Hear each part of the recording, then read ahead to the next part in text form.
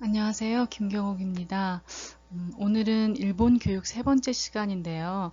이렇게 일본 교육에 관한 내용이 사실은 여러분들하고 대면 수업을 할 때는 한 2주 정도 이렇게 소요를 하면 전부 그 강의가 설명이 가능했는데 이렇게 원격 강의를 하다 보니까 녹음을 하고 그러다 보니까 좀 구체적으로 더 설명이 들어가는 것 같아요. 그래서 조금 1시간 더. 근데 이걸 원래 일본 교육에 대해서 수업을 하는 게 일본 교육 자체를 알기 위한 게 아니라 여기에서는 일본 교육을 통해서 우리가 일본을 알아가는 거죠. 일본 교육이라는 한 영역을 통해서 일본 사회, 일본인, 이렇게 일본 전체를 알아가는 그 하나의 수단으로서 일본 교육을 활용하는 거지, 일본 교육 자체를 아는 거에 그 방점을 두어서는 안 될 것 같아요.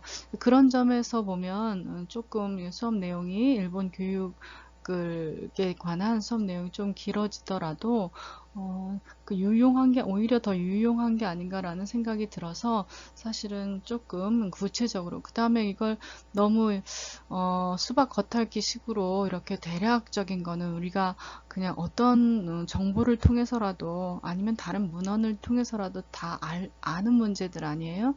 그렇기 때문에 우리가 모르고 있었던 것, 그 다음에 알고 있었지만 제대로 알지 못했던 것, 이런 부분들을 여러분하고 같이 생각해보고 얘기를 나누는 게 대학 수업이 아닌가라는 생각이 들어요. 그래서 조금 다른 그 인터넷이라든지 아니면 다른 그 참고 문헌이라든지 이런 것에서는 조금 언급되어지지 않은 걸 중심으로 여러분들에게 설명을 하고 이제 소개를 하다 보니까 조금 이게 이제 시간을 좀 많이 할애가 되는 그런 편이네요. 네, 여러분들 아무튼 일본 교육 자체가 아니라 아까도 얘기했지만 일본 교육이라는 그런 테마를 통해서 일본 사회, 그 다음에 뭐 일본인 들을 알아가는 거라고 생각하면 그렇게 3주간에 걸쳐서의 내용으로라도 그렇게 뭐 일본 교육에 한정되어 있지 않다는 거를 여러분들도 아마 알게 될 거예요. 그래서 오늘은 그 뒷부분, 일본 교육의 뒷부분에 대해서 이제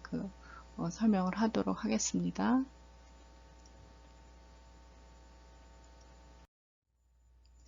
자, 우선 일본의 사교육부터 알아보도록 하겠습니다. 이 사교육에는 이제 주크라는 용어가 있는데 숙이라는 한자를 써서 주크로 발음을 하죠.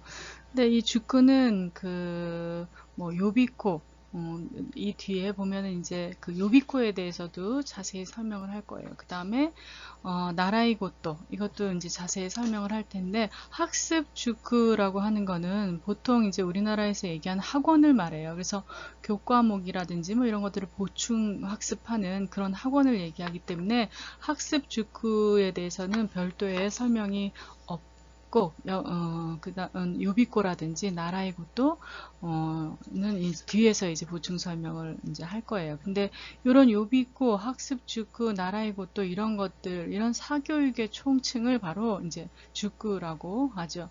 주크는 헤이안 시대부터 헤이안 시대에 이미 우리 교육기관인 대학료가 있다고 했어요. 그렇죠? 대학료 등에서 학생들을 가르치는 학자가 자택에서 별도로 제자를 양성한 것에서 유래한다고 이렇게 되어 있어요. 그래서 가주쿠, 집에서 가르치는, 그 다음에 시주쿠, 그러니까 사적으로 가르치는, 공적으로 가르치는 그런 교육기관이 아니라 사적으로 가르치는 교육기관이다라고 해서 시주쿠라고도 하고 그 다음에 가주쿠라고도 했어요. 그래서 이미 헤이안 시대라면 언제가 헤이안 시대죠?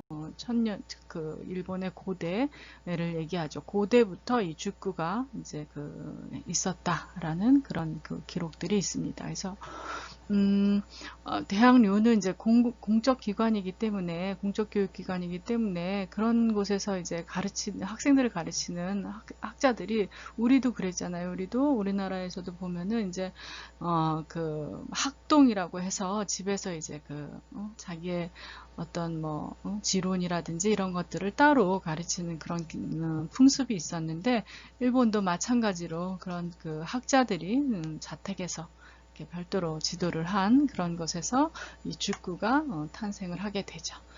자, 다음 페이지를 보도록 하겠습니다. 자, 이 사진은 시오카손주쿠라고 해서 에도 시대 말기에 현재 야마구치 현에 존재하고 있는 그 시주쿠예요. 시주쿠인데 저도 그 야마구치에 갔을 때 제가 찍은 사진이 있었는데 그 사진보다는 이게 지금 그 위키피디아에 나와 있는 사진이에요. 위키피디아에 나와 있는 사진인데 이 사진이, 그리고 제가 갔을 때는 내부는 이렇게 사진 촬영을 할 수 없도록 그렇게 되어 있어서 내부는 사진을 못 찍었는데, 위키피디아를 보니까 내부도 이렇게 강의실 해서 사진이 제공되어 있더라고요. 그래서 이거는 위키피디아에서 제공한 사진인데, 어쨌든 에도 시대 말기에 여기 이렇게 그 설명을 읽어보면 에도 시대 말기에 현재 야마구치 현에 존재하는 시주쿠이다. 요시다 쇼인이라는 사람이 이 주쿠에서 아주 짧은 기간 동안 여러 학생들을, 그 훌륭한 학생들을, 어떤 학생들이냐면 막부 말기라는 건 그 에도 막부의 말기를, 막말이라는 건 에도 막부의 말기를 얘기하는 거죠. 그래서 에도 막부 시대의 말기부터 그 다음에 메이지에 이르기까지 일본을 주도한 인재를 많이 배출한 그런 그 곳이다라고 해서 그렇게 알려져 있는 그런 주구라고 해요. 그래서 저는 이거를 맨 처음에 가서 읽을 때 마츠시타 무라주쿠 이렇게 읽었는데, 마츠시타 무라주쿠가 아니라 시오카손주쿠라고 읽는다고 해요. 그래서 아주 유명한 에도 말기부터 현재까지 현존해 있는 아주 유명한 그런 그 주쿠라고 할 수 있어요. 자, 다음 페이지를 보도록 하겠습니다. 그리고 또 하나 아주 잘 알려져 있는 그런 주쿠 가운데 후쿠자와 유키치의 게이오 주쿠라고, 여러분들 혹시 게이오 대학이, 지금의 게이오 대학의 전신이 바로 게이오 주쿠라고 할 수 있는데, 그래서 게이오 대학 이름이 게이오 기주쿠라고 하죠. 게이오 의숙 해가지고 게이오 기주쿠라고 이제 읽는 것처럼, 오늘날의 게이오 대학이 과거에 후쿠자와 유키치가 이제 주쿠로 그렇게 활용을 하던 곳이 이제 발전을 해서 오늘날의 아주 유명한 그런 사립대학으로 발전을 한 거죠. 그래서 대표적인 주쿠로서 아주 발전을 크게 한 대표적인 학교 중에 하나가 게이오 대학이라고 할 수 있어요. 그리고 이 주쿠의 기능을 그럼 살펴보면, 주쿠에서는 학교 수업 보충, 아까도 얘기했지만 학습 주쿠 뭐 이래가지고 학교 수업 보충을 위한 각종 학원의 기능을 하고, 그 다음에 유치원생 같은 경우에는 학교에 아직 다니기 전에, 학교에 취학하기 이전에 학생들은 나라이고 또 이런 것들을 포함해서 한두 곳 정도 유치원을 다니면서, 그 다음에 그 외에 주쿠에 한두 곳 정도 이게 다니게 돼요. 나중에 이제 뒷페이지에서 설명을 하겠지만, 여러분들도 아마 어렸을 때 학교에 들어가기 전에 뭐 미술도 하고, 그 다음에 태권도도 하고, 그다음 피아노도 하고, 그다음에 뭐 영어도 하고, 이런 곳에 많이 학원에 다녔을 거예요. 그렇죠? 그래서 그런 우리나라에서 학원에 취학 전에 유치원 말고 이제 학원에 다니는 것처럼, 유치원생의 경우에는 한두 곳 정도는 일본에서도 다니고 있고, 그 다음에 초중학생의 경우는 뭐 한두 곳 정도가 아니라 그 학생들 7, 80% 정도가 몇 군데씩 이렇게 뭐 개인차는 있지만 몇 군데씩 그렇게 주구에 다니고 있는 그런 통계를 볼 수가 있습니다. 그래서 글쎄, 사교육 하면은 우리나라도 굉장히 사교육이 긍정적으로든 부정적으로든 굉장히 많이 일반화되어 있죠. 그런 것처럼 일본의 사교육도 굉장히 일반화되어 있는, 우리나라하고 거의 비슷한 환경으로 일반화되어 있는 편이라고 할 수 있겠습니다. 자, 다음 페이지 넘어가도록 하겠습니다. 자, 이번에 요비코를 한번 보겠습니다. 요비코는 요 한자 그대로 예비교해서 예비학교를 얘기를 하는 거예요. 그렇죠? 의미는 예비학교지만 우리나라의 입시학원하고 똑같은 기능을 합니다. 그래서 수험생을 위한 상업적 교육기관으로서 입시학원을 가리키죠. 그렇죠? 우리는 그냥 학원, 입시학원 이렇게 얘기를 하지만 입시학원도 그냥 학원이라고 얘기하지 하지만 이제 일본에서는 예비교해서 그 요비코라고 학원인데도 불구하고 이 학교에를 들어가기 위한 진학을 위한 그 예비 학교로 이렇게 불려지고 있죠.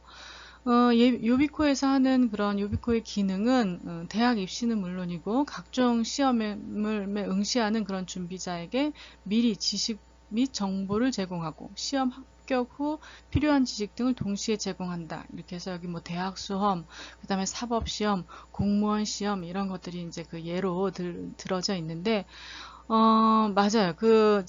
뭐, 대학 입시 시험은 뭐 아주 그 기본적으로 대학 입시에 관한 그런 시험을 준비하는 사람들에게 그런 그 학습 내용을, 가르치기도 하고, 그다음 꼭 대학 입시가 아니더라도, 우리도 왜 뭐 공무원 시험, 그 다음에 여러 가지 그 다른 자격에 준한 그런 시험이 있죠.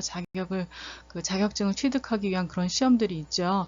그런 시험들을 보기 위해서 이제 그 전에 시험을 보기 전에 다니는 그런 학교예요. 근데 이제 그 시험에 합격했다고 해서 거기서 끝나는 게 아니라 이 요비코에서는 시험에 합격하고 난 다음에도 어떻게 이제 그런 걸 준비를 해야 되는지 활용을 하기 위해 자격증이라든지 아니면 그 자격증을 활용하기 위한 그런 그 기본적으로 염두에 두어야 할 그런 지식들 이런 것들을 이제 또 가르치는 그런 학원이 바로 이제 요비코라고 할 수 있어요. 그래서 우리나라도 막 그 TV 광고 보면은 요비코에 대한 이런 그 무슨 뭐 공무원 시험이라든지 다른 뭐 여러 가지 행정에 관한 그런 시험이라든지 아니면 기술적인 면에서 기술을 가르치는 뭐 그런 그 시험이라든지 이런 거에 대한 학원들을 많이 그 광고를 하죠. 근데 일본에서도 마찬가지로 이런 요비코 광고가 아주 이 상업적 교육기관이라고 했잖아요. 그쵸? 한때 60년대, 70년대는 막 이게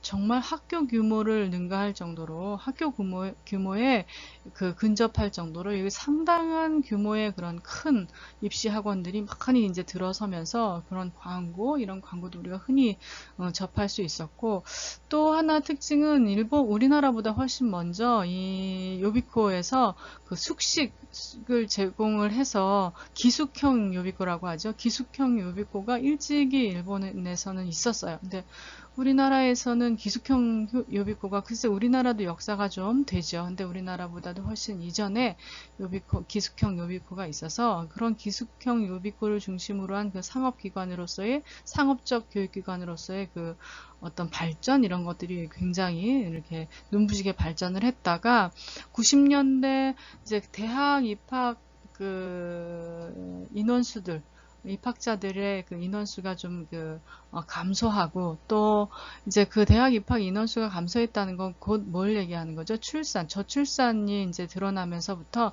점점 그 입학하는 학생 수가 감소하면서 약간 또 그 쇠퇴를 하기도 하고 그랬었어요. 그래서 근데 이제 우리나라도 저출산에 대비해서 지금 학교도 통폐합을 하고 있고 각종 학원들도 이제 그렇죠. 더 전문화되고 하지만 광범위하게 이제 이렇게 활성화되는 건 광범위하게 확산되는 거는 조금 이제 주춤하는 그런 그 편이죠. 근데 일본도 마찬가지로 굉장히 이게 이제 요비코가 확대됐다가 조금 이제 아주 이게 양적으로 확산되는 것보다는 질적으로 이제 내실을 기하는 그런 양상으로 바뀌었었죠. 그래서 이런 사교육에 관한 그런 상황들 이런 것들은 사실 일본하고 조금 비슷하고 일본의 뒤를 약간 밟아가는 그런 형국으로 우리나라에도 나타나고 이제 전에도 한번 얘기를 했지만 근데 일본은 요비코 우리나라 학생들은 뭐 공부를 잘하는 학생이나 못하는 학생이나 다 요비코에 다 입시를 위해서 공부를 하죠. 근데 일본의 요비코는 입시를 위한 그런 요비코는 사실상 모든 1등부터 꼴등까지 모두 다 다니는 그런 데는 아니고 애초에 공부가 이제 공부에 특기가 없다. 공부에 그다지 공부를 해서 좋은 대학에 가는 게 좀 무의미하다라고 생각을 한 학생들은 중학교나 고등학교 때 미리 자기의 다른 진로들을 이제 택하고 하기 때문에 반드시 입시학원에 다 다니는 건 아니에요. 우리나라 학생들도 사실 사실은 반드시 다 다니는 건 아니지만 대부분의 학생들이 입시학원에 이제 공부를 잘하든 못하든 대학에 그 진학을 목표로 하고 있기 때문에 우리나라 대학 진학률이 지금 몇 퍼센트죠? 제가 통계로 보기에는 한 95%, 일본보다 높아요. 대학 진학률이 일본보다 이제 그 인구 대비해서 보면은 높기 때문에 우리나라는 이제 거의 대부분 뭐 공부를 잘하던 못하던 어떤 레벨이든 간에 자기 레벨에 맞는 그런 데를 목표로 해서 이제 입시학원을 거의 대부분 다닌다. 뭐 안 다니더라도 입시를 위한 준비를 한다라고 하지만 그 일본 같은 경우에는 공부를 하는 친구들은 해요. 그렇지만 자기 진로가 공부를 필요로 하는 그런 진로가 아니면 이제 그 다른 준비를 하죠. 자, 다음 페이지로 넘어가도록 하겠습니다. 자, 나라의 고토라는 용어는 여러분들 조금 생소하겠지만 여기서 얘기하는 대로 배우고 익히는 일, 배우고 익히는 것 이런 의미를 가지고 있어요. 학습하는 것, 뭐 학습하는 일, 뭐 이런 의미를 가지고 있는 거죠. 그래서 근데 이 나라의 고토는 우리나라의 그런 학원이라고 하고는 조금 분위기가 달라요. 여기서도 이제 그 써 있는 거 PPT 자료에 써 있는 대로 한번 보면 스승으로부터 예능과 기술을 배우는 것을 말하며 게이코 고토라고 이렇게 돼 있죠. 게이코 고토라고 하는 거는 어떤 학습적인 곳에 더 치중을 하는 게 아니라 그 예의, 아니면 룰, 규율, 이런 것에 더 치중을 하는 그런 거라고 보면 되겠어요. 그래서 그 밑에도 보면 알겠지만 단순한 예능과 기술을 배우는 것만이 목적이 아니라 음악, 미술, 영어, 수영 등의 배움을 통해서 예의범절을 몸에 익히도록 하는 것을 중요시하는 게 바로 나라의 고토예요. 그 나라의 고토 하면은 이제 아무튼 우리나라에서는 기능적인 그런 부분, 학습적인 부분 이런 거에 이제 중점을 둔다면 일본에서는 물론 기능적인, 학습적인, 또 예술적인 이런 부분에도 중점을 두지만 더 비중을 두는 것이 예의 범절이죠. 그런 걸 통해서 뭘 배우나 그런 걸 통해서 예의 범절을 오히려 더 익히게 하는 거죠. 예를 들어서 서도를 예를 들면 그래요. 서도를 만약에 서예를 배운다. 우리나라에서는 서예라고 하고 일본에서는 서도라고 해요. 그쵸? 우리나라에서는 글씨 쓰는 것을 예술로 예술적인 그런 부분으로 인정을 하고 있지만 그렇게 인식을 하고 있지만 일본에서는 왜 서도라고 하겠어요? 길도자를 써서 그 글씨 쓰는 것에 대한 도리를 이제 중요시하게 생각하는 거죠. 그래서 우리나라에서는 글씨를 예쁘게 잘 쓰면 된다라는 그런 글씨를 예쁘고 잘 쓰는 것이 이제 목적이었어요.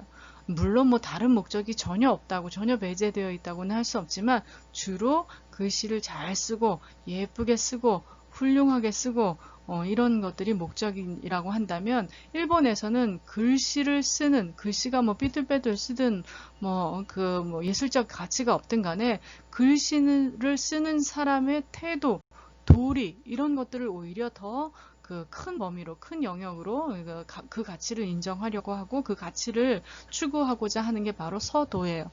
그렇다 보니까는 어때요? 우리나라하고 일본하고 서도 시간이 조금 분위기가 달라요. 우리는 막 이제 어렸을 때 아니면 뭐 제가 아이를 키우면서 아이가 서예 시간, 한국에서도 서예 시간이 있었고 일본에서도 서도 시간이 있었기 때문에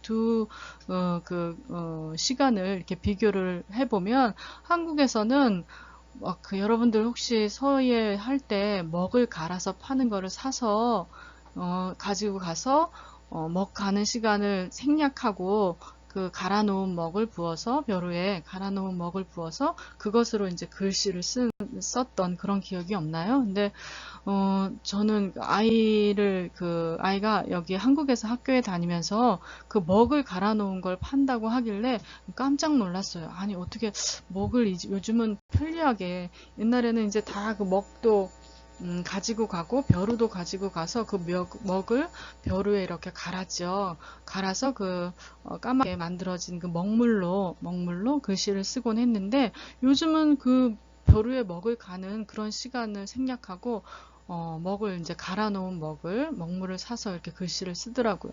근데 일본은 그런 거는 상상도 못 해요.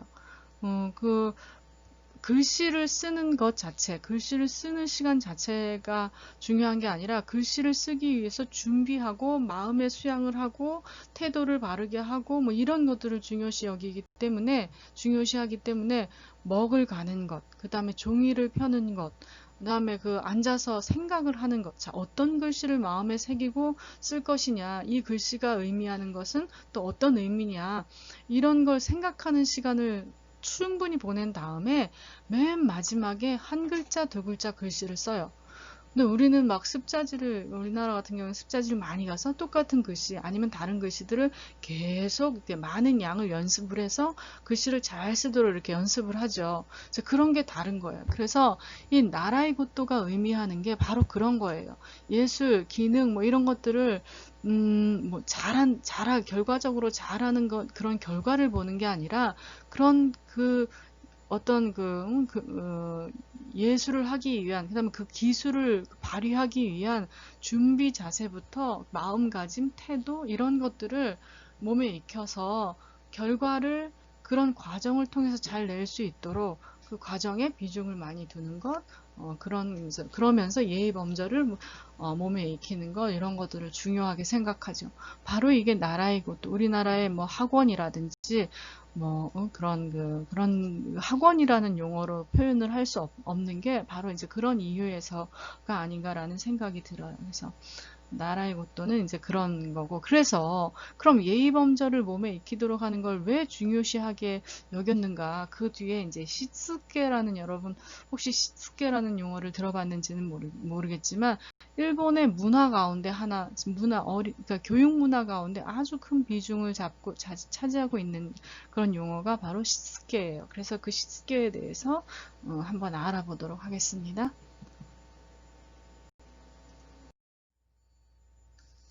자, 이 나라의 고토가 시츠케의 기능을 한다는 거죠. 그쵸? 그래서 일단은 시츠케의 기능을 한다고 하는데, 그러면 뭐가 시츠케인가, 어떤 게 시츠케인가를 한번 알아봐야 돼요. 자, 여기 써 있는 대로 한번 읽어보면, 시츠케란 가정에서 부모가 자식에게 가르치는 도덕적인 생활, 즉 예의 범절 등의 가정교육을 말한다. 가정교육이 이제 시츠케라는 거예요. 그래서 우리도 가정교육이 있잖아요. 그렇죠? 집에서 가르치는 부모님으로부터, 아니면 꼭 부모님이 아니더라도 그 집안의 분위기라든지 그 집안의 어른이라든지 아니면 그 집안의 친족이라든지 형제 자매들끼리라든지 그 집안에서 가정에서 가르치는, 자식에게 가르치는 도덕적인 생활, 이래야 한다, 인사를 잘해야 한다, 그 다음에 밥 먹을 때는 이런 태도를 가져야 된다, 내지는 아무튼 그런 여러 가지 예의 범절 등의 가정교육을 얘기를 하는 거예요. 시스케라는 건. 그쵸? 이 한자가 보여주는 것과 마찬가지로 몸신자와 아름다울 미자가 합쳐진 한자예요. 그래서 몸신, 아름다울 미. 그래서 몸을 아름답게 가져야 된다. 몸가짐을 바르게, 아름답게, 바르게 함으로써 남들이 볼 때 아름답게 보도록 한다라는 그런 의미로 해석이 돼요. 시츠케라는 건. 근데 이 시츠케라는 그 용어는 뒤에 설명이 없군요. 뒤에 설명이 없기 때문에 이 시스케란 용어는 일본에만 있는 한자예요. 원래 한자라는 게 중국에서부터 이렇게 한반도를 거쳐서 일본으로 전해진 그런 글자잖아요. 근데 이제 이 시츠케는 중국에도 없는 글자예요. 그런 것처럼 이 시츠케라는 그런 한자를 일본 사람들이 만들어서 활용을 할 만큼 이 시츠케라는 걸 얼마나 중요하게 생각하는지는 거기에서 나타나는 거라고 우리가 할 수 있어요. 몸가짐을 바르게 해야 된다. 몸가짐을 아름답게 해야 된다. 누가 이제 아름답게 타인이 나를 바라볼 때 아름답게 보도록 몸가짐을 중요시 하게 하는 것. 그래서 한자가 없는데도 불구하고 만들어서 썼다는 건 그만큼 이 시스케라는 거에 가치를 두고 있다는 얘기죠. 그렇죠? 중요성과 그 가치를 두고 있다는 얘기예요. 자, 다음 페이지를 보도록 하겠습니다. 자, 그래서 이 시츠게를 하는 방법을 한번 봅시다. 가정에서 어떻게 시츠게를 하는지. 첫 번째는 두드러진 행동과 몸가짐으로 인해서 남에게 폐를 끼치는 일이 없도록 해야 한다라는 그렇게 가르치는 거예요. 남에게 폐를 끼치는 일이 없도록 하는. 남에게 폐를 끼치는 일이 없도록 해야 한다는 걸 일본어로 하면 일본말로 하면 어떻게 해야 되죠? 예, 히토니 메이와쿠 카게루나죠. 히토니 메이와쿠 카게루나. 그래서 그 뭐예요? 메이와쿠라는 건 다른 사람들에게 한테 방해하지 말아라. 다른 사람한테 폐를 끼치지 말아라. 뭐 이런 거예요. 그쵸? 그래서 내가 너무 다른 사람들한테 하고 동떨어진 좀 튀는 그런 행동, 그런 몸가짐을 갖게 되면 그게 다른 사람한테 곧 폐가 된다. 그래서 다른 사람들한테 폐를 끼치는 일이 없도록 그렇게 두드러진 행동과 몸가짐을 해서는 안 된다. 이렇게 그래서 남에게 폐를 끼치지 않기 위해서는 두드러지게 행동하는 것을 부끄러워하거나 두려워하도록 습관화시키는 것이 바로 시츠케예요. 부끄러워하거나 두려워하도록. 그래서 일본의 문화를 여기 하지는 뭐예요? 수치심이죠. 그렇죠? 하지노 분과해서 수치의 문화라고 이제 그 일본 문화를 대표하는 그런 용어 중에 하지노 분과라는 용어가 있어요. 그래서 수치, 즉 즉 수치의 문화라고 하는데 이러한 문화를 만든 것 중에 하나가 바로 시스케라고 할 수 있는 거죠. 그렇죠? 수치의 문화를 일본인들은 수치의 문화를 가지고 있다. 라고 인식하게 하는 것 중에 하나가 바로 이제 시츠게를 하다 보니까 그 시츠게를 중요시 하다 보니까 이제 그 수치의 문화를 만들게 된 거예요.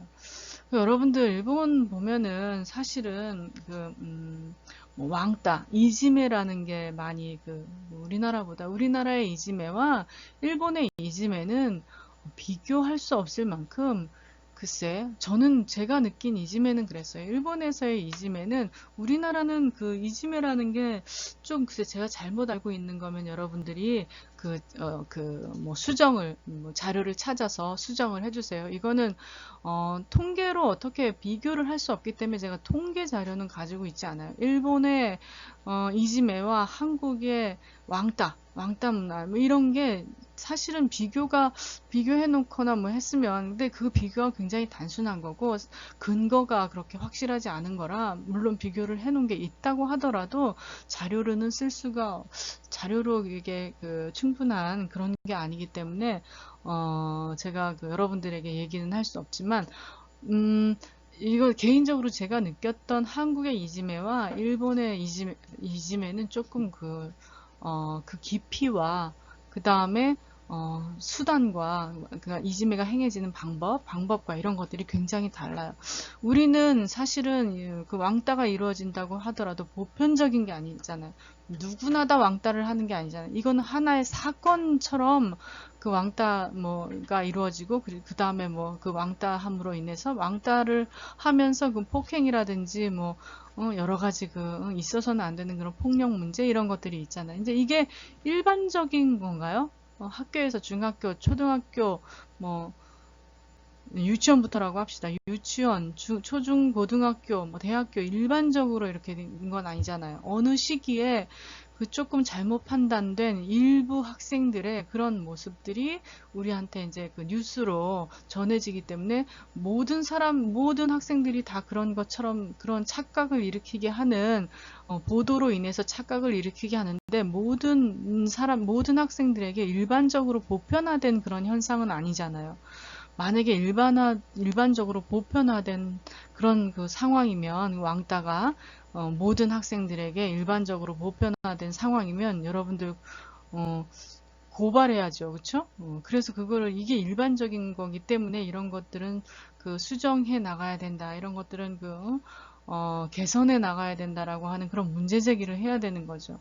근데 제가 생각할 때는 한국의 왕따 이런 거는 일반적으로 보편화된 그런 거는 아닌 것 같아요. 그렇죠? 근데 일본 같은 경우에는 이게 유치원부터 성인에 이르기까지 일본의 이지메는 보편화되어 있다고 하더라도, 그러니까 사회 일반에 곳곳에 보편화되어 있다고 해도 과언이 아닐 만큼 크고 작은 이지메들이 굉장히 만연해 있어요. 근데 그 이지메 중에 하나가, 이지메를 하는 그 이유 중에 하나가 이 두드러진 행동과 몸가짐이에요. 남에게 폐해를 끼치지 않아도 이 튀는 행동이 일본의 이지메를 보편화하게 만들어요. 이 튀는 행동이라고 하는 건 예를 들어서 학교에서 공부를 할 때, 제가 이제 이건 대학교 때 있었던 일인데 아주 정말 그 학생은 대학교 1학년 때 있었던 일이에요. 대학교 1학년 때인데, 같은 과의 여학생 하나가, 뭐 여대였기 때문에 여학생밖에 없겠죠. 근데 그 학생 하나가 영국에서 고등학교 때까지 유학을 하고, 뭐 아버지의 직업 관계로 영국에서 유학을 하고, 이제 그 일본의 학교에, 저희 학교에 이제 그 입학을 한 학생인데, 이 학생은 약간 이렇게 그 제스처라든지 말투라든지 일본어도 뭐 손색 없게 잘하고, 영어도 영국에서 학교를 다녔으니 얼마나 잘하겠어요. 영어도 그렇고 잘해요. 잘하고 아무튼 근데 그리고 또 엄청 예뻐요. 예쁜데다가 아무튼 누가 봐도 눈에 튀는 그런 아이예요. 근데 그런 튀는 그 외형으로만 튀는 것이 아니라 뭐 일거수일투족 이 애가 얘기하는 게 좀 약간 독특해요. 서구식 그런 그 말투라든지 제스처라든지, 아니면 또 하나 독특한 게, 수업이 끝나면 왜 선생님들이 이제 교수님들이 의례적으로, 우리도 그런 경향이 없지 않아 있지만 의례적으로 여러분 질문 있나요? 이제 거의 수업이 끝나갈 무렵에 그렇게 질문 있나요? 뭐 없으면 뭐 이상 마치도록 하겠습니다. 이렇게 하고 수업을 끝내잖아요. 근데 거기서도 이제 교수님들이 의례적으로 질문 있는 사람이 뭐 질문 있나요? 이렇게 하면 이 학생은 꼭 손을 들고 질문이 있다고 자기가 궁금해했던 거, 이런 것들을 이제 교수님한테 질문을 해요. 그럼 그 질문이 굉장히 길어요. 그래서 교수님들이 대충 시간을 보고 이제 그 수업이 끝날 때쯤, 아니면 종이 치고 나서, 수업이 마치는 종이 치고 나서 이제 질문이 있는지 이제 확인을 하고 이제 나가려고 하는 그런 상황인데, 그런 상황에서 이 친구가 꼭 손을 들고 질문을 해요. 저 질문을 꼭 이 시간에 요 상황에서 요 타이밍에 했어야 되나라는 거는 조금 의아할 정도, 뭐 그런 정도의, 우리가 다 같이 필요한 그런 질문이 아닌, 다 같이 이제 대답을 요하는 그런 질문이 아닌, 뭐 개인적으로 가서 물어봐도 될 듯한, 예를 들면 뭐 그런 거 있잖아요. 질문을 위한 질문. 이런 질문들을 해서 꼭 10분, 20분씩 그 끝나는 상황을 좀 지연시키고 그랬던 친구가 있어요. 근데 가만히 들어보면 그 질문이 상당히 깊이 있는 질문이라 교수님도 아마 그 질문에 대한 대답을 해주시고 싶었을 거예요. 그래서 수업 시간마다 저희가 학과 전체 학생이 63명이었는데 그 63명이 함께 다 같이 듣는 수업이 적지 않게 있었어요. 근데 그 수업 시간마다 꼭 그 학생이 번번이 그렇게 질문을 하고 하니까 결국은 그게 어떤 행동? 두드러진 행동이에요. 두드러진 행동. 그렇기 때문에 나중에는 이 63명 중에 그 학생 하나 빼고 나머지 62명, 저까지 빼고 61명이 모두 그 친구를 이지매를 하게 되는. 근데 그 이지매를 그 친구는 몰라요. 정작 이지매를 당하는 친구는 몰라. 자기가 이지매를 당하고 있는지. 근데 나머지 62명만 아는 거예요. 62명만 그 아이가 모르는, 그 아이가 약간 피부가 이렇게 가무잡잡하게 그렇게 생겼어요. 그래서 별명이 삥짱이에요. 저는 외국인이기 때문에, 그때 대학교 1학년 때 외국인이었기 때문에 다른 학생들이 막 삥짱삥짱 이렇게 얘기를 해서 무슨 연예인 얘기를 하는 줄 알았어요. 근데 나중에 알고 보니까 그 삥짱이 그 친구의 닉네임이더라고요. 그러니까 그 친구만 모르는, 그 이지매를 당하는 친구, 그 당사자만 모르는 다른 사람들이 부르는 그런 그 닉네임이었어요. 약간 피부가 가무잡잡하니까 필리핀 사람이랑 닮았다 해서 그걸 삥짱이라고 그렇게 이름을 붙이더라고요. 그래서 나중에 글쎄, 이게 굉장히 심각한 문제로 나중에 그래서 결국은 조용히 이 학생이 자기가 그렇게 이지매를 당하는 걸 알고 알고 학교를 2학기 때 그만뒀어요. 1학년 2학기 때 그만뒀는데 2학기 때 그만두고 나서 그 담당 교수님들이 저희 이제 전체 수업을 할 때 한 학생이 자기의 그 적성과 이과가 맞지 않아서 이제 그 다른 학교로 옮겨가기로 했다. 자퇴를 하고 이제 그렇게 됐다. 이렇게 얘기를 하더라고요. 근데 제가 볼 때는 절대 아니에요. 절대 그 과에 우리 과와 적성이 맞지 않아서가 아니라 그 학생이 이지매를 당한다는 걸 알았어요. 알았기 때문에 그래서 이제 학교를 그만둔 거예요. 근데 모두들 그 이지매 당한 학생이 이지매 때문에 학교를 그만둔 걸로 그렇게 인정하지 않고 모두들 그 뭐 교수들이나 학생들이 그 학생은 이 과가 적성에 맞지 않기 때문에 학교를 그만둔 것이라고 치부해 버리더라고요. 이거는 사회가 전체적으로 전반적으로 그러니까 일반적으로 그 이지매를 다 다 인정하는 그런 사회가 아닌가라는 생각이 들어요. 그래서 한국의 이지매와 일본의 이지매는 이런 경향을 보더라도 좀 많이 다르죠. 그쵸? 근데 이게 왜 그런 이지매가 발생한 거죠? 그게 두드러진 행동이라 그랬죠. 그래서 이 습계에서 남보다 튀는 행동, 남보다 더 잘하지만 뭐 이렇게 튀는 행동, 또 못해서 튀는 행동도 마찬가지예요. 왜 학교에서 요구하는 게 학교 교육에서 학습이다. 그러면 70%까지는 해야 된다고 했잖아요. 나머지 그 이상 70%가 기준이고 이 70% 이상 되는 건 할 사람은 하고 공부를 더 할 사람은 하고 뭐 학원을 다녀서 그 나머지 30% 상위로 상위 그룹에 들어갈 수 있는 그 나머지 30%는 할 사람은 하고 말 사람은 말아도 돼요. 그렇지만 이 70%까지는 다 누구나 다 해야 된다고 했죠. 근데 이 누구나 다 하는 70% 이상 너무 튀게 자기가 다 잘하는 거를 너무 막 튀게 해서도 안 되고 이 70%에 못 미쳐서도 안 돼요. 이 못 미치는 것도 70%를 하는 사람들한테 방해가 되는 거예요. 폐해를 끼치게 되는 거예요. 그래서 누구나 다 70%까지는 해야 되는 거예요. 이런 못해도 폐를 끼치게 되는 거고 너무 잘해도 폐를 끼치게 되는 거고 그래서 이런 두드러진 행동, 튀는 행동을 해서는 안 된다를 아주 일본 사람들은 태어나면서부터 히토니 메이와코 카케루나 히토노 자만이 나루나 이런 거 이런 말들은 아주 귀에 못이 박히도록 듣는 게 바로 일본인이라고 할 수 있어요. 이게 바로 시스케예요. 가정교육. 자, 다음 페이지로 넘어가도록 하겠습니다.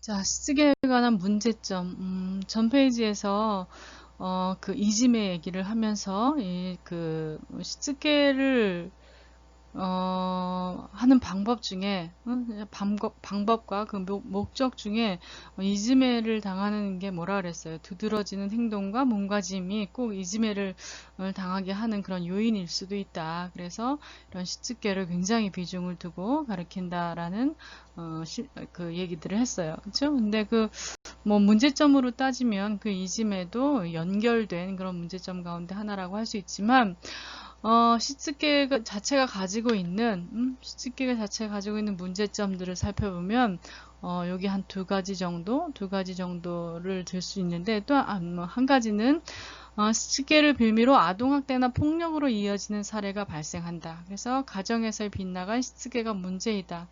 그렇죠. 요즘 아동학대 굉장히 심각하죠. 일본뿐만이 아니라 한국의 아동학대도 굉장히 심각한 추세에 있어요. 지금 이 사회에 드러나고 있는 그런 아동학대 현상은 사실은 빙산의 일각이라고 해도 과언이 아닐 만큼 지금 드러나지 않고 있는 그런 아동학대도 굉장히 비일비재하다고 할 수 있죠. 그거는 이제 어떻게 알 수 있느냐면 일본의 경우는 우리나라보다 조금 더 아동학대에 관심을 일찍 갖게 되었어요. 그래서 한 10년, 10년, 20년 정도 그 아동학대에 관한 그런 뭐 조사라든지 아무튼 그래서 일본에서도 사실은 그 아동학대가 수면 속에 있는 드러나지 않은 일이었는데 아동학대가 비일비재하게 뭐 일어나다 보니까 굉장히 아동학대에 대한 그런 감시 또 그냥 처벌 이런 것들이 굉장히 뭐랄까 좀 심해졌죠. 처벌과 감시가 이게 좀 뭐랄까 심해졌다고 표현하는 게 아니라 아주 엄격해졌어요. 그렇죠? 그래서 우리나라도 요즘은 아동학대 좀 일본보다는 뒤늦기는 하지만 아동학대에 관한 감시, 처벌 이런 것들을 이런 법, 제도를 만드는데 지금 굉장히 게을리하고 있지 않죠. 그래서 그런 경우를 보면 사실은 근데 그 아동학대를 이제 저지른 피해자 말고 가해자 뭐 피해자는 아동이 되겠지만 가해자의 그 변명을 들어보면 항상 일본에서도 시츠게를 위해서 그러니까 가정교육을 위해서 아이한테 그렇게 좀 심하게 매를 대거나 뭐 이런 거지 아이를 굳이 때릴 마음은 없었는데 뭐 이 전적으로 가정교육을 위해서다 시츠게를 위해서다라고 얘기하고 한국에서도 마찬가지예요. 한국에서도 가정에서 일어나는 그런 아동교육을 보면 결국은 이제 아이의 훈육이나 뭐 이런 것들을 위해서 매를 대거나 아니면 좀 지나친 그런 근데 그 훈육을 위해서 구타가 필요할까요? 그 훈육을 위해서 매가 필요할까요? 다른 방법도 얼마든지 있는 거죠. 그쵸? 근데 이 시츠게를 명분으로 해서 이게 이제 폭력이 이제 아주 아이를 사망에 이르게 한다든지 이런 비극으로 치닫는 거죠. 이런 사례가 일본에서 굉장히 많고 또 가해자들의 어떤 진술 속에는 이 시츠게가 명분이 되는, 시츠게가 핑계가 되는 그런 경우가 상당히 많았기 때문에 이런 게 문제시 된다고 할 수 있어요. 그 다음에 두 번째, 기본적 시스케를 어디에서 담당할 것인가에 대해서 가정과 학교가 서로 떠맡기고 있는 실정이 문제라고 지적하고 있어요. 과거에는 이 시스케를 주로 어디에서 담당을 한 거예요? 그쵸? 가정에서 부모로부터 아니면 형제로부터, 일가 친척으로부터 아니면 옛날에는 핵가족 시대가 아니었기 때문에 친지나 그 다음에 주변 사람들, 주변 이웃들로부터 이 시츠게가 이제 행해져요. 시츠게를 받아요. 그쵸? 근데 요즘은 어때요? 핵가족 시대이기 때문에 가정에 부모님들이 다 일하러 나가시고 하면은 아이가 스스로 이런 예의 범절이라든지 기본적으로 인간이 지켜야 할 도리라든지 그런 인성교육을 어디에서 받을 수가 없는 거예요. 그러다 보니까 학교에서는 아이가 좀 문제 있는 그런 행동을 하거나 하면 가정에서 시츠게가 잘못되었다고 얘기하고 또 가정에서는 요즘 아이들이 한 자녀 두 자녀잖아요. 그쵸? 많아야 두 자녀. 그렇기 때문에 이 시츠게는 굉장히 집에서는 좀 어려워요. 그쵸? 너무너무 다 귀한 자녀인데 아이들이 좀 잘못했다고 하더라도 그냥 넘어가고 이런 경우가 많아서 사실은 시츠게 같은 경우에는 요즘은 학교가 가르쳐야 한다라고 얘기를 하는 경우도 있고 그래서 서로 떠맡기고 있는 이런 실정들이 문제 서로 책임을 회피하려고 하는 그런 문제들이 이제 나타나고 그러다 보니까 요 맨 마지막에 시츠게를 가정이나 학교가 아닌 나라의 곳도에서 가르치고 있는 양상도 이런 문제점들의 현실이 반영이 된 것이다 라고 이제 할 수 있어요. 그래서 아까도 지금 나라의 곳도에서 뭘 가르치나 주로 이제 예의범절을 위해서 시츠게를 담당하고 있다라고 이제 하면서 시츠게에 대해서 소개를 했는데 한국에서도 좀 비슷한 양상이죠. 그쵸? 일본과 요즘 인성교육을 어디에서 하죠? 다들 한 자녀 두 자녀라 한국도 다들 우리 집 귀한 자식들한테 야단치거나 이렇게 싫은 소리는 하기 싫은 거죠. 그렇다 보니까 아이들이 이제 예의가 없다, 버릇이 없다, 이런, 그래서 그런 아이들이 또 그대로 학교에 가게 되면 주변 친구하고의 인간관계라든지 선생님하고의 인간관계 이런 것들이 잘 좀 원활하게 되지 않는 그런 상황도 일어나게 되고 그러다 보면 이제 가정교육이 도대체 어떻게 된 거냐 이런 책임 추궁도 받게 되기도 합니다. 자, 뭐 떠맡길 게 아니라 이거는 어떻게 해야 돼요? 서로 책임을 져야 되는 거죠. 서로 가정에서는 가정 나름대로, 학교에서는 학교 나름대로, 또 지역사회에서는 지역사회 나름대로 이 일본의 교육이 이렇게 삼박자가 잘 맞아요. 일본에서는 삼박자가 잘 맞아서 가정, 학교, 지역사회 이렇게 셋이 세 부류에서 세 부분에서 아이들을 케어한다고 생각하고 있고 그게 상식이라고 생각하는 곳이 바로 일본입니다. 우리는 글쎄 우리도 좀 좋은 점은 그렇게 좀 배워야 되지 않을까요? 그런 생각이 듭니다. 자, 여태까지 이제 그 일본의 사교육에 대해서 얘기를 했는데 전반적으로 일본의 사교육은 그래요. 우리나라하고 사교육이 상황이 좀 비슷하죠. 그렇죠? 아주 입시 경쟁이 치열하고 이제 그 저출산 시대 자녀가 뭐 한둘밖에 안 되다 보니까 뭐 여러 가지 다양한 그런 교육에 노출시키려고 하는 부모님들의 그런 열의 그 다음에 이게 사회 분위기 아직도 학력 사회 뭐그 학력사회가 점점점 쇠퇴되고 있다라고는 하지만 그래도 지금 어때요? 현실적으로 우리는 그 학력사회에서 아직도 살고 있어요. 그렇죠? 능력사회를 살아야 되는데 또 능력사회가라기보다도 이렇게 그 능력마저도 이렇게 공평하게 평등하게 능력을 키울 수 있는 기회를 제공받고 하는 그런 사회를 살아야 되는데 글쎄 아직도 학력사회에 살고 있는 게 아닌가라는 개인적인 그 생각이에요. 근데 그러다 보니까 이 사교육이라는 게 사실은 일본도 굉장히 그 열의를 가지고 사교육 시장이, 진행되어 왔고, 발전되어 왔고, 한국도 마찬가지입니다. 한국도 뭐, 사교육이 뭐, 어마어마하게 발달해 있죠. 근데 이 사교육을 긍정적으로 평가하느냐, 부정적으로 평가하느냐는 이제 제가 글쎄 평가를 내리기는 곤란할 것 같아요. 한국에서 예, 사교육도 그렇고 일본에서의 사교육도 그렇고 긍정적인 부분이 있다고 한다면 또 부정적인 부분이 있고 어느 측면에서 보느냐에 따라서 그것도 달라지기 때문에 감히 제가 뭐 한국의 사교육이 이렇다 저렇다 또 일본의 사교육이 이렇다 저렇다 할 수 있는 그런 영역 그런 범위는 아니죠. 근데 어쨌든 이 사교육이 한국과 일본이 비슷한 양상으로 겉에서는 보이지만 한국 같은 경우에는 아까도 뭐라 그랬어요. 전부 다 뭐 1등이나 꼴등이나 전부 입시 경쟁에 그렇게 시달리는 그런 양상을 보이고 있다고 한다면, 일본 같은 경우에는, 제한된 사람만 공부를 다 하는 건 아니에요. 미리 제한된 그 사람들만 공부가 자기의 어떤 그 진로, 향후 진로에 공부가 꼭 필요한 사람들 이런 사람들 위주로 공부가 이제 그 사교육, 입시 교육은 이제 진행되는 것 같고 입시를 제외한 사교육 같은 경우에는 일본인들도 누구나 다 뭐 여러 가지 교육의 경험 이런 것들을 이제 그 경험하기 위해서 사교육들이 많이 이제 발달을 해 있죠. 자, 그리고 뭐 전반적인 거는 그렇지만 구체적으로 요런 사교육은 어떻게 진행되고 있습니까? 뭐 그런 것에 대해서 질문 있으면 개별적으로 저한테 질문을 해줘도 좋습니다.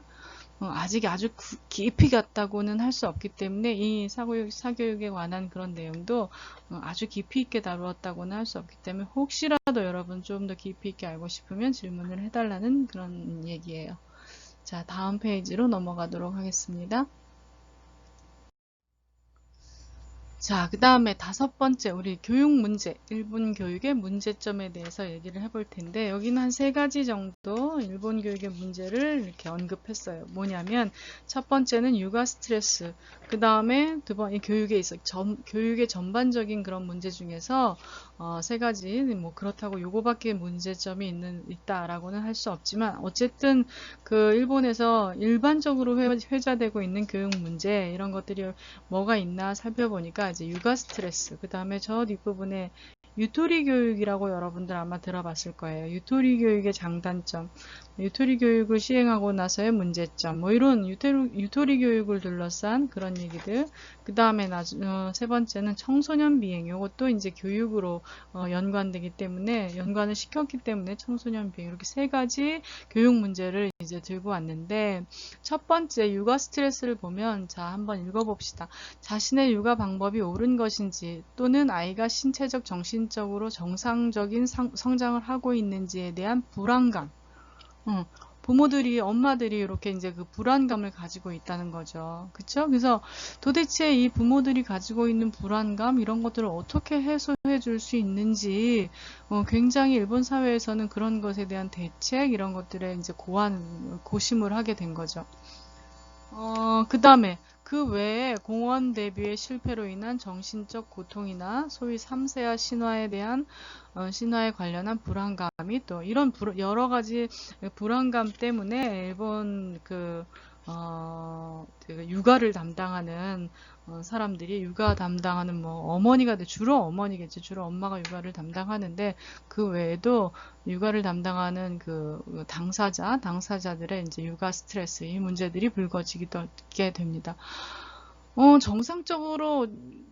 그러니까 정상적인 성장하고 있는지에 대한 불안감은 누구나 다, 우리나라도 지금 이 육아 스트레스, 육아 문제가 상당합니다. 왜냐하면 과거에 아까도 얘기했지만 이렇게 대가족 사회에서는, 대가족을 이루고 살던 사회에서는 어때요? 육아가 엄마 한 사람의 일은 아니에요. 그쵸? 모두 다 같이 함께 육아를 이제 담당을 해요. 물론 주로 엄마가 아이를 보겠지만 뭐 할머니라든지 삼촌, 이모라든지 이런 사람들이 같이 이제 그 아이가 성장을 하면서 갖고 있는 문제점, 이런 것들을 의논하고, 뭐 오늘은 아기가 여기가 아팠어요. 뭐 내지는 뭐 이런 밖에 나가서 친구들이랑 노는데 얘가 이런 말을 했어요. 뭐 안심해도 될까요? 이런 거를 이제 가족들이랑 의논을 하는데 요즘은 그렇게 의논할 상대가 없다는 거죠. 그쵸? 요새 근데 한국이나 일본이나 사실 이제 요즘은 인터넷을 통해서 육아 상식들을 많이 이제 많이 이렇게 알게 되고 있죠. 그쵸? 그 다음에 TV나 뭐 어쨌든 한국 사회나 일본 사회나 육아 문제가 좀 불거지면서 이렇게 공식적으로 육아 문제에 대한 그런 여러 가지 고민되는 부분들, 이런 부분들을 이제 뭐 인터넷을 통해서도 우리가 알 수 있고, 또 뭐 여러 가지 뭐 다른 뭐 TV나 뭐 이런 걸 통해서도 이제 우리가 알 수 있어요. 그런데 문제는, 여러분들 아직 아이를 키워보지 않아서 모르겠지만 아이는 10인 10세기예요. 10인 10세기라고 한다는 게 뭐냐면, 아이가 다 가네. 아이가 있으면 열이 다 달라요. 응? 뭐 공통점 이런 것도 물론 있지만, 아이를 뭐 하나 키우면 하나대로, 열을 키우면 열대로, 그러니까 다 다른, 아주 각자 개개인이 다 다른 그런 환경, 그런 특징, 이런 것들을 갖고 있기 때문에 우리 아이한테 이런 걸 적용했다고 해서 다른 아이한테도 그게 잘 듣느냐, 그게 아니거든요. 그래서 오히려 뭐 인터넷 이런 잘못된 상식이라든지 잘못된 정보, 이런 것들이 엄마들을 더 곤란하게 하는 경우도 있고, 누가 이렇대더라 하면 그 말에 또 휩쓸려가는 경우도 있고 그렇더라고요. 그래서 뭐 대가족 사회에서의 육아 스트레스가 핵가족 사회에서의 육아 스트레스가 요즘 인터넷이나 뭐 정보 교류, 범람해 있는 정보들, 이런 걸로 조금 쉬워졌지 않느냐라는 그런 얘기들도 있기는 하지만, 사실상 그렇게 각양각색의 아이들, 모두 다 10명이면 10명 다 각자의 개성을 지닌 아이들이기 때문에 거기에 대한 대응 방법도 같지는 않다. 그래서 우리가 오히려 정보에 휩쓸리는 것이 해가 될 때도 있다. 이제 그런 거죠. 근데 어쨌든 간에 그런 육아 스트레스를 엄마들이 이제 받고 있고, 혼자서 뭐 어쩔 줄 모르는 거죠. 아이를 데리고. 그런 것도 있고, 일본은 또 특히 공원 데뷔라는 말, 역시 여러분 들어보셨는지 모르겠어요. 공원 데뷔. 고엔 데뷔라고 해서 말 그대로 공원에 데뷔하는 거예요. 공원에 데뷔. 어떻게 공원에 데뷔하는 게 뭐냐면은, 한 돌 막 지나서 이제 아이들이 아장아장 걷잖아요. 그쵸? 아장아장 걸어 다닐 시기에 애들이 이제 어디에 놀러 가요? 일본은 공원이 굉장히 많아요. 동네에 원래 일본이라는 일본 도쿄라든지 일본이라는 나라가 전쟁 직후에 이렇게 굉장히 도시화 되면서 도시 전체가 막 너무 삭막하게 그렇게 아주 뭐 공업화 이런 그런 콘크리트화 이렇게 된 거예요. 그렇다 보니까는 인위적으로 공원들을 굉장히 많이 만들어 놨어요. 그래서 마치 원래 자연을 되찾으려고 하는 듯한 그런 모습으로 공원들을 굉장히 많이 만들어 놨는데, 거기 공원에 집 근처에 만 1세 정도의 유아가 아장아장 걷기 시작할 무렵 엄마가 집 근처 공원에 아이를 데리고 나가 그곳에 모여 있는 다른 엄마들과 커뮤니티를 형성하게 되는 것. 제가 이렇게 이제 정의를 해놨네요. 공원 데뷔를. 근데 그렇게 말하자면 이렇게 공원에 데리고 나가서 노는데, 기존에 그 공원에서 놀던 아이들이 있을 거 아니에요. 그러니까 거기에 처음 나간 애는 이제 데뷔라는 용어를 써서 처음 나가서 새로 그 공원에서 놀러 온 아이뿐만이 아니라 아이와 엄마가 그 기존에 그 공원에서 놀고 있던 아이와 또는 그 엄마하고 얼마만큼 인간관계를 잘 맺느냐, 얼마만큼 그들과 잘 합류가 되느냐, 이게 공원 데뷔의 성공이냐 실패냐, 이거를 이제 얘기를 하는 거예요. 그래서 만약에 공원 데뷔에 성공을 해서 그들 기존에 있던 세력이라고 하면 좀 그렇지만 기존에 있던 그 무리들과 함께 잘 어우러져서 이게 잘 지낼 수 있다면 성공을 해서 잘 뭐 그렇게 지내면 되지만, 실패하는 경우가 있어요. 뭐 좀 숫기가 있다거나, 아까도 얘기했잖아요. 이지매가 바로 이제 그런 겁니다. 그래서 좀 마음에 안 들게 하거나, 그래서 좀 그러면 엄마들이 좀 기존의 엄마들의 마음에 안 들게 하거나 뭐 이러면 이지매를 당하는 거죠. 아이도 이지매를 당하고 엄마도 이지매를 당하고, 예를 들면 아이들한테 쟤랑은 놀지 마라 내지는 뭐 이런 게 없을 것 같죠. 있어요. 그래서 이런 공원 데뷔에 대한 그런 이 실패하면 어떡하나, 그럼 우리 아이는 실패를 해서 가끔가다 신문에 나는 거 보면 공원 데뷔에 실패해서 뭐 문제가 되는 어떤 사건이 되는 뭐 아이들을 서로 해치거나 뭐 이런 사건이 되는 것도 있고, 사건으로 치닫는 경우도 있고, 또 뭐 그게 사건화되지 않는 경우는 그냥 엄마가 다른 데로 이사를 가버리는, 이지매를 당하는 그런 엄마들이 이사를 가버리는 그런 일들도 아주 비일비재해요. 근데 그래서 그런 게 아주 불안한 거죠, 이제 엄마들이. 그 다음에 여러분 또 여기 산사이지 신화에 대해서 뭐 들어본 적이 있는지 모르겠어요. 삼세아 신화라고 하는데, 이거는 이제 일본어로 산사이지 신화라고 이제 하죠. 이거는 뭐냐면, 아이가 3살 무렵까지 엄마가 직접 양육하지 않으면 이후의 성장 과정에 나쁜 영향을 미친다, 이런 논리예요. 그래서 3살까지는 엄마들이 아이를 봐야 된다, 이런 건데, 사실은 요거는 뭐 정말 그런지 그렇지 않은지에 대해서는 아이마다 또 다 달라요. 그리고 또 그 시대마다 다르고 그 사회마다 달라요.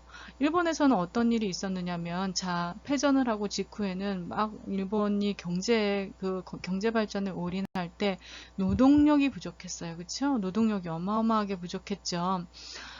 그래서 그 노동력들을 어떻게 하면은 끌어낼 수 있을까? 그래서 여성의 노동력들을 이제 활용해야 된다. 그래서 여성의 노동력들을 활용하려고 하다 보니까 어때요? 이 산사이지 신화라는 게 있어서 여성들이 우리 아이를 내가 3살도 안 됐는데 이 아이를 누군가에게 맡기고 일하러 나간다는 건 말도 안 돼. 그래서 엄마들이 웬만하면 일을 하지 않으려고 했어요. 그럴 때 일본 사회에서는 어떤 붐을 일으켰느냐면, 무슨 소리냐, 산사이지 신화가 어디 있느냐, 괜히 그 엄마들이 아무것도 모르면서 아이들 아기 때 끌어안고 있을 게 아니라, 아이를 키우는 전문가에게 맡겨야 된다.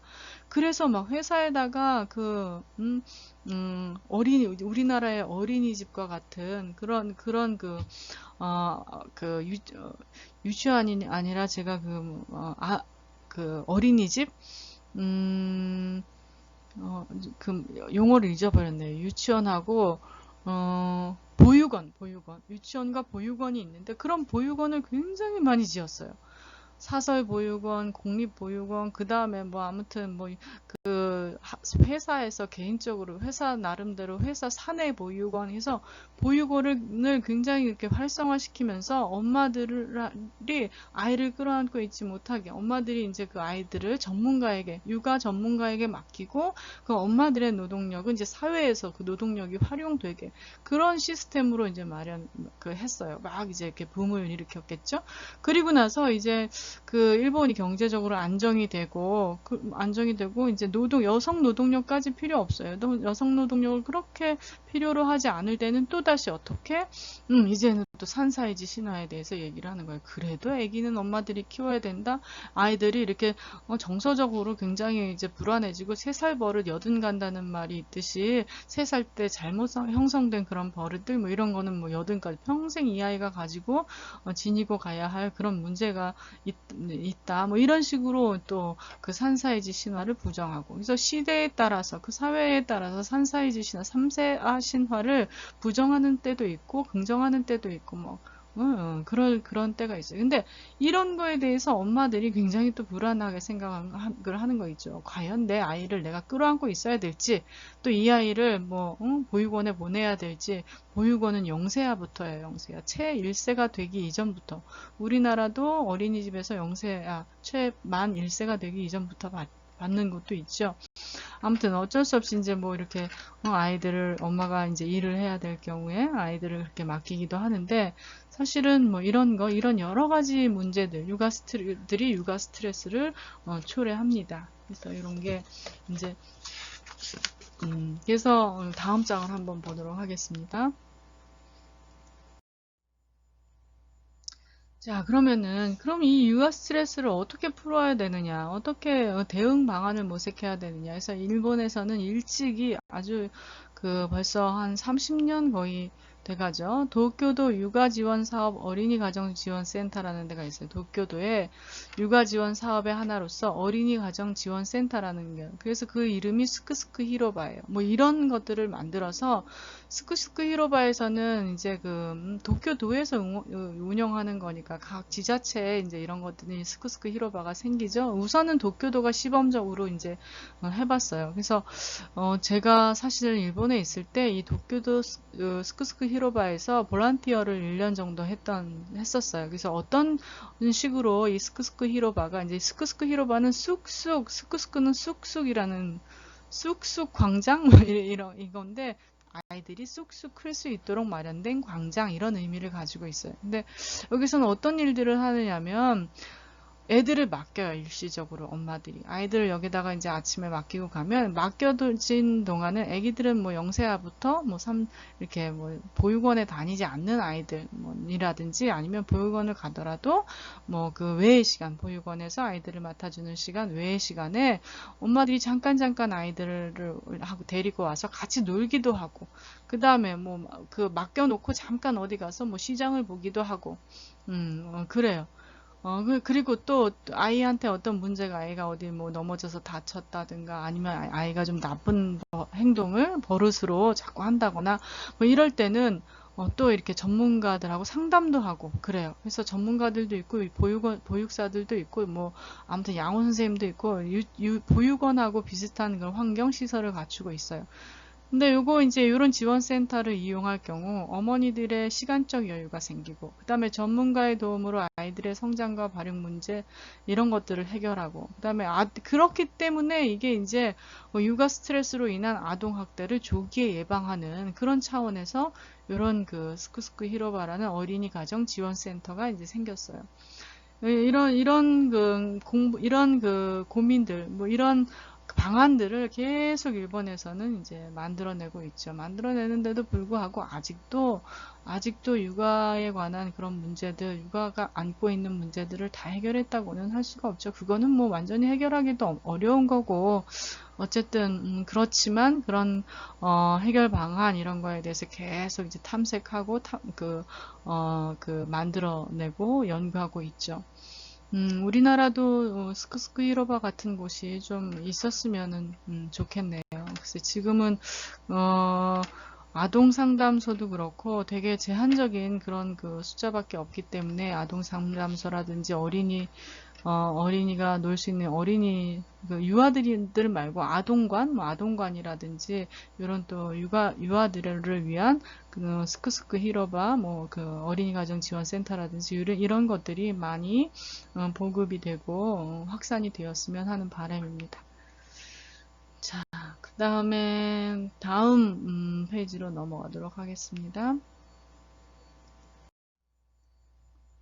자, 그다음 두 번째 이제 문제가 된 것은 유도리 교육. 일찍이 일본에서는 90년대부터 아주 90년대 그 이전부터 막 주입식 교육, 학생들의 뭐 아무튼 그 타이트한 그런 교육 때문에 학생들이 너무 여유가 없다. 매일 너무 바쁜 그런 그 일상을 하고 너무 주입식으로 그렇게 공부를 하기 때문에 문제다. 이래서 유토리라는 거는 뭐죠? 좀 여유 있는 그런 뜻이에요. 유토리는 여유.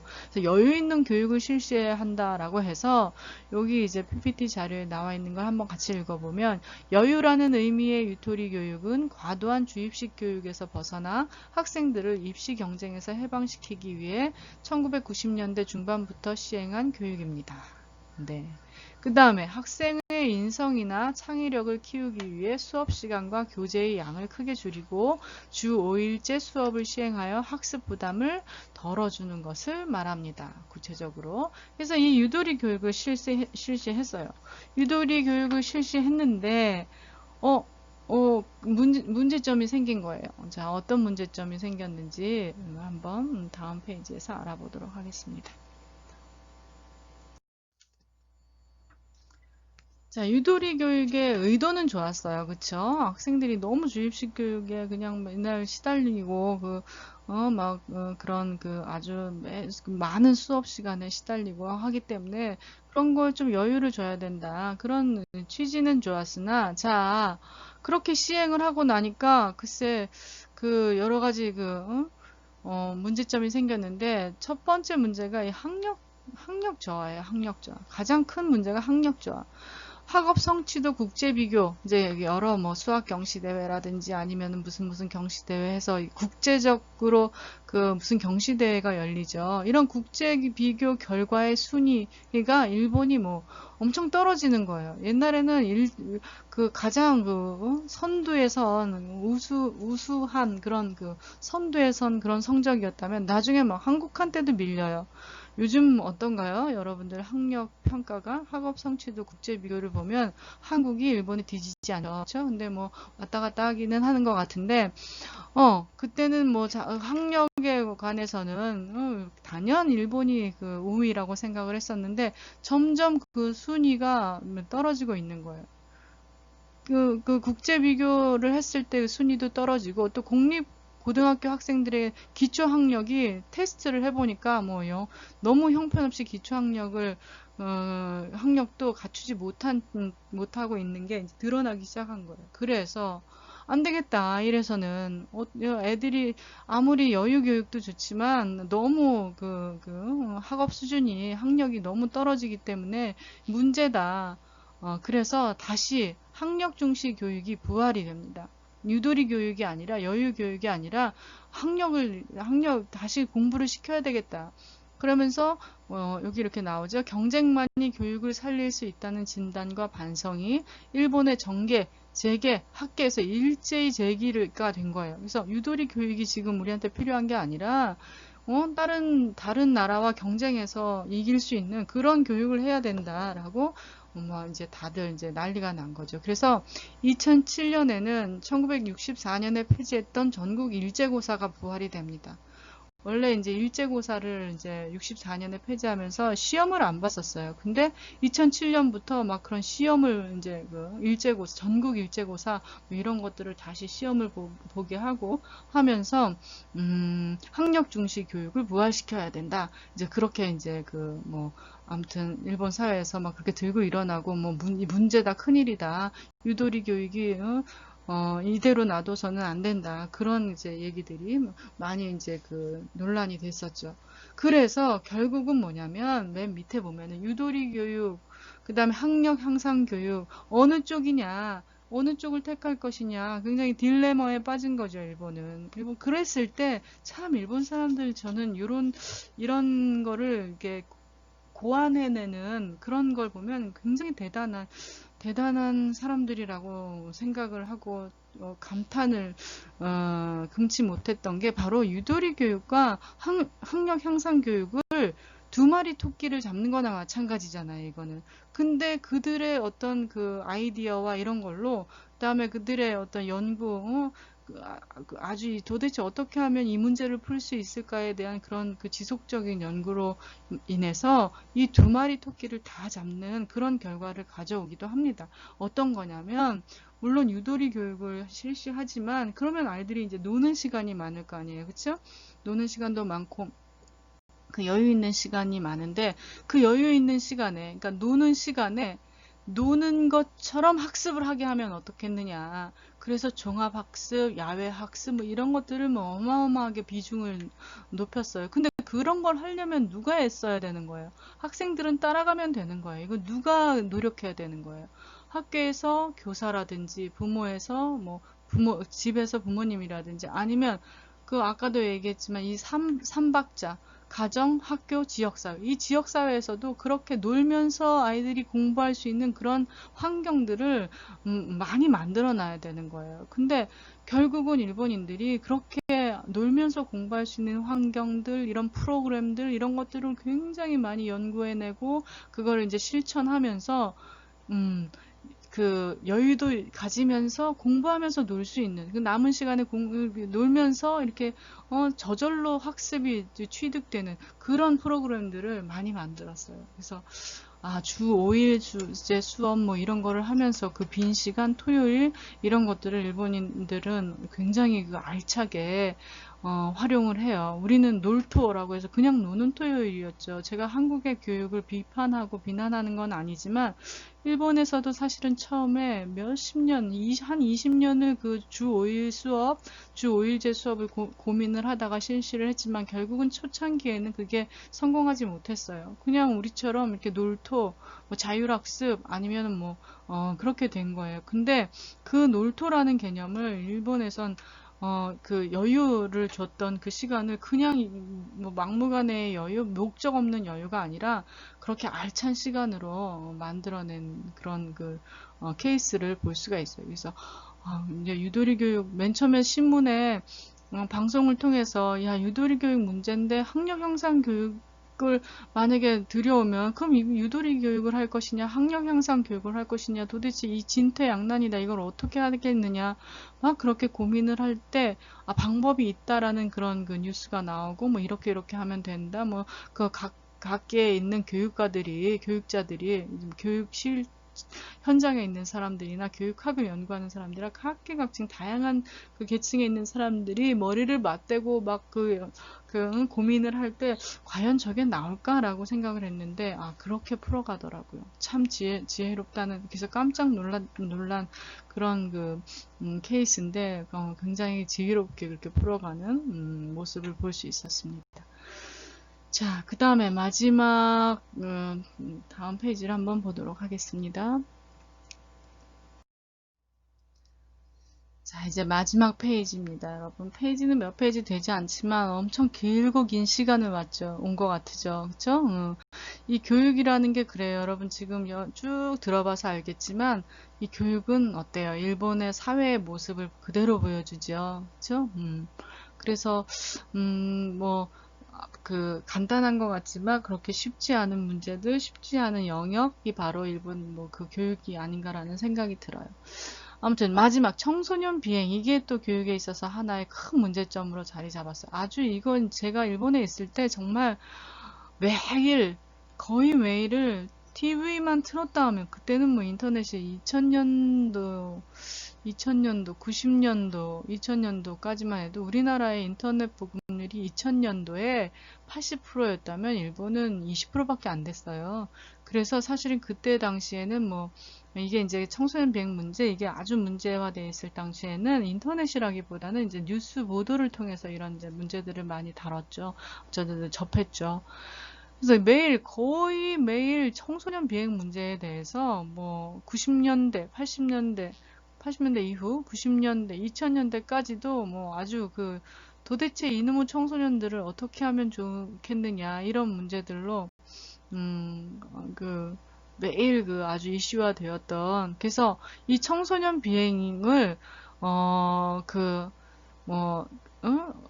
아주 심각하다, 심각하지 않다, 이런 그런 의견들도 굉장히 많이 대립이 되고, 사회의 어떤 병리 문제, 이게 사회 병리다. 청소년 비행이라는 건 청소년 이런 범죄, 이런 거는 이 일본 사회의 병리다. 그렇게까지 얘기를 할 정도로 굉장히 심각했어요. 그 사회의 병리가 되는 문제면 얼마나 심각하면 병리적인 그런 현상으로 이 청소년 비행을 받겠어요. 자, 왜 그런 청소년 비행 문제를 아주 심각하게 받아들였느냐? 80년대 이후에 이제 청소년 비행에 관한 사회 인식을 보면 80년대 이후 10대들의 흉악한 범죄가 연발로 인해 나타납니다. 범죄가 연발적으로 이제 벌어집니다. 그래서 논란을 초래했고 이에 대해서는 아주 다양한 견해를 보이는데, 어떤 거냐면 요 밑에 바로 심각하다, 심각하지 않다 뭐 이런 거예요. 이 청소년 범죄가 살인, 그 다음에 그냥 또 살인도 아니고, 살인도 엄청납니다. 살인도 그때 당시에 일어났던 90년대 이때 일어났던 살인, 가장 기억에 남는 살인들을 보면 중학교 3학년짜리 아이가 초등학교 5학년짜리 아이를 살해를 해서 시신을 완전히 토막살인이죠. 토막토막 내서 교문에다가 머리를 걸어놓는 등, 아니면 손가락도 이렇게 아주 입으로 담기 흉악한 그런 범죄, 살인을 저질러요. 여러분들도 98년도인가 7년도인가 아무튼 그 신문들을 뒤져보면은 일본을 떠들썩하게 했던 그런 살인 사건이 있을 겁니다. 나중에 범인을 잡고 보니까 중학교 3학년짜리였고, 그 다음에 버스를 납치를 해가지고, 버스 한 대를 납치를 해가지고 위협을 한다든지, 어마어마한 중학생이랑이 저질렀다고 하기에는 너무나도 어마어마한 그런 이제 범죄들을 저지르죠. 그렇다 보니까는 이게 아주 사회를 떠들썩하게 만들고 그래요. 근데 또 한편에서는 그래서 이게 청소년 비행 문제가 아주 심각하다. 도대체 이걸 어떻게 해결을 해야 되느냐. 그런 의견이 있었고, 또 한 의견 중에는 이제 사회심리학자가 얘기를 하기를, 우리는 너무 일부분을 보고 다 그렇다고 생각하는 거 아니냐. 그 범죄를 일으키는 학생들은 일부분이다. 일본의 모든 학생들이 그런 범죄를 일으키는 건 아니다. 근데 사실상 형법으로 처리된 범죄들을 이렇게 보면은 어떤 때는 증가했다가 어떤 때는 좀 감소했다가 이래요. 근데 그게 이제 절도범이 증가하면은 청소년 범죄가 굉장히 증가하는 걸로 보이고, 절도범 단속을 별로 이렇게 많이 안 하면 또 범죄가 또 좀 이렇게 저하되는 걸로 그렇게 나타나죠. 근데 이제 아유카와 준이라고 하는 사회학자가 얘기하기론, 청소년을 검거를 많이 하면 많이 잡히는 건 당연하다. 이제 어떤 시즌이 되어서 일본에서는 거의 대부분 자전거를 많이 타잖아요. 근데 자전거들이 없어져요. 근데 주로 자전거가 없어지는 걸 단속을 하면 청소년들이 제일 많이 잡혀요. 그냥 길거리에 있는 자전거 뜯어가지고 타고 가서 어디다 버리고 하는 거예요. 근데 그런 자전거를 절도하는, 절도범이죠. 그런 절도에 관한 단속이 심해지면 청소년 범죄가 양적, 질적으로 이렇게, 증가하게 되는 거죠. 그러니까 심각하다 이렇게 얘기하는데, 그 절도범들을 규제하지 않으면 또 그게 이제, 내려가는 거죠. 범죄, 양적으로 범죄 수가 이제 내려가게 되는 거죠. 그럼 또 좀 심각하지 않은 거고. 그래서 그 절도범의 규제를 어떻게 하느냐에 따라서 청소년 범죄는 심각하다, 심각하지 않다라고 얘기하는 거지. 결국은 청소년들이 다 그렇게 흉악범은 아니기 때문에 심각하지 않다. 그런 의견을 내놨어요. 그리고 이제 전 세계의 다른 청소년, 미국의 청소년, 뭐 한국의 청소년, 중국의 청소년, 다른 나라의 청소년들과 비교해 봤을 때 일본의 청소년들의 그런 그 범죄 율이 그렇게 높지 않다라고 이제 의견을 내놓으면서 일본의 청소년 범죄는 소년 범죄는 그 심각하지 않다라는 의견을 이제 내놓았어요. 근데 사실은 그런 의견도 있기는 하지만 제가 볼 때는 그 다음에 어떤 면으로 다른 측면에서 보더라도 이 일본의 청소년 범죄는 그 당시 굉장히 심각했어요. 범죄라는 거는 어떤 사회나 다 있기 마련이에요. 그쵸? 인간은 그 감정의 동물이기 때문에 이성적으로 판단하면은 범죄를 일으키는 게 좀 적겠지만 감정의 동물이기 때문에 그 감정의 동물끼리 만나서 그 사회를 구성하는 그런 사회는 어디서든지 범죄는 따라오게 마련이에요. 왜냐하면 제가 나를 좀 기분 나쁘게 했어. 그래서 한 대 때렸어. 내가 먹을 것이 없어. 그래서 훔쳤어. 내지는 제가 나를 때려서 내가 죽을 지경에 놓였어. 그러다 내가 쟤를 먼저 때리다 보니까 뭐 죽게 된 거야. 그래서 살인을 저지르게 된 거야. 범죄는 그래서 어느 사회나 범죄는 있기 마련인데 범죄는 반드시 뭐가 있어요? 이유가 있어요. 이유가 있어야 해요.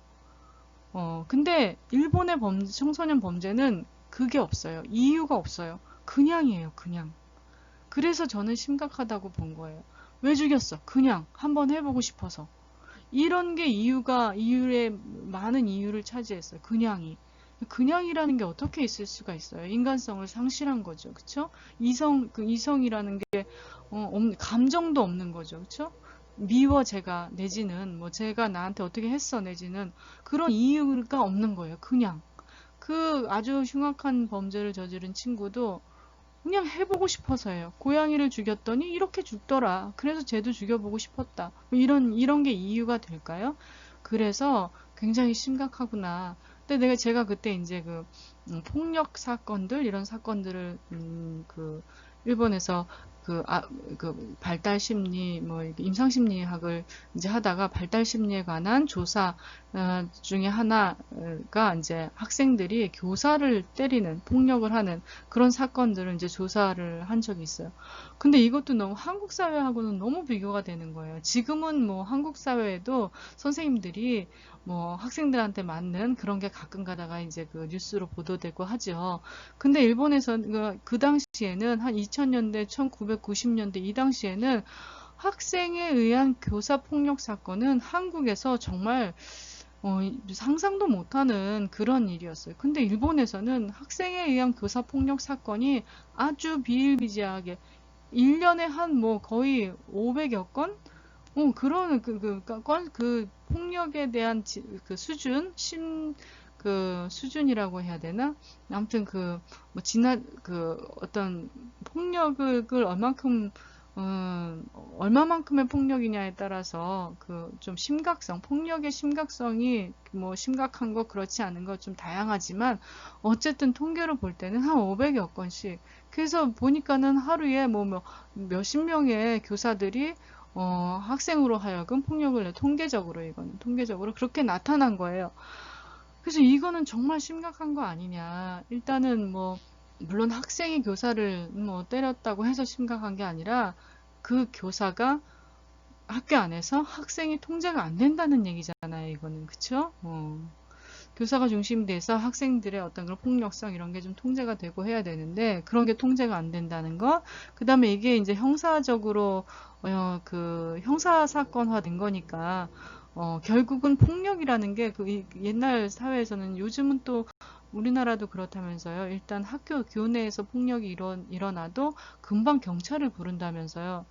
진짜 그런지 안 그런지는 몇 퍼센트나 또 그런지는 잘 모르겠으나 그렇대요. 근데 일본에서는 일단 학생과 학생이 싸워도 경찰이 오고, 뭐, 선생님과 학생이 싸운다고 표현하긴 좀 그렇지만, 아무튼 그런 폭력에 관한 문제가 있으면 경찰이 바로 와요. 그렇기 때문에 금방 접수가 되는 거예요. 폭력 사건으로. 그래서 굉장히 많은 건수들이 일어나는 것 같은 그런 이제 느낌을 받기도 하지만, 어쨌든 한국에서는 그래도 그렇게 뭐 아주 흔하다라고 할 수 있지. 오늘날에 있어서도 2000년도 초반, 뭐 1990년도가 아니더라도 오늘날에 있어서도 한 20년이 지났죠?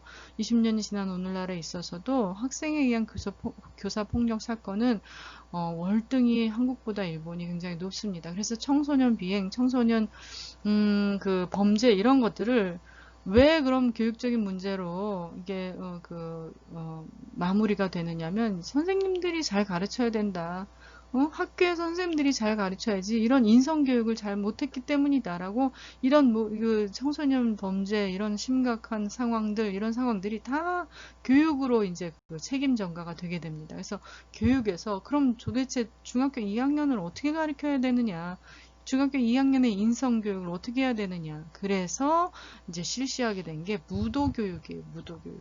무사도 정신으로 일본인들을 좀 인성을 단련시켜서 과연 무도교육으로 이런 인성이 다져질까요? 저는 굉장히 거기에 대해서 반감을 갖고 있는, 개인적으로 반감을 가지고 있는 사람인데, 어쨌든, 그래서 등장하기 시작한 게 무도교육이고, 그래서 2008년부터 무도교육이 어땠어요? 그 필수 과목화 됐죠. 일본 중학교 2학년의 체육과로 무도교육이 필수 과목화 돼서 나중에 아베가 그런 얘기도 하잖아요. 무도교육에서 총검술도 가르쳐야 된다. 뭐 이런 얘기도 하잖아요. 이거 굉장히 심각한 얘기죠. 아무튼 그래서 그 청소년 비행도 교육 문제의 하나로 일본 사회에서 떠들썩하게 이렇게 회자되었던 그리고 지금도 이제 그 심각성이 사라지지 않은 그런 문제입니다. 여러분 어땠나요? 일본 교육을 통해서 일본 사회가 좀 많이 들여다 보였나요? 역시 여러분들 이렇게 제가 일본 얘기를 했지만 간간히 중간중간에 한국하고 비교해서 이제 설명을 했다고 하더라도 참 그거는 좀 일부분에 지나지 않죠. 일본의 그 사회 문제, 일본의 여러 가지 그 상황들 이런 것들을 볼 때 한국은 어떤가를 비교를 해볼 때 역시 어떤 부분이 같고 어떤 부분이 다르고 이런 게 이제 그 파악이 되고 그러면서 일본을 더 잘 알아가는 그런 그 방법이 될 거라고 생각이 들어요. 자, 여러분 수고하셨습니다.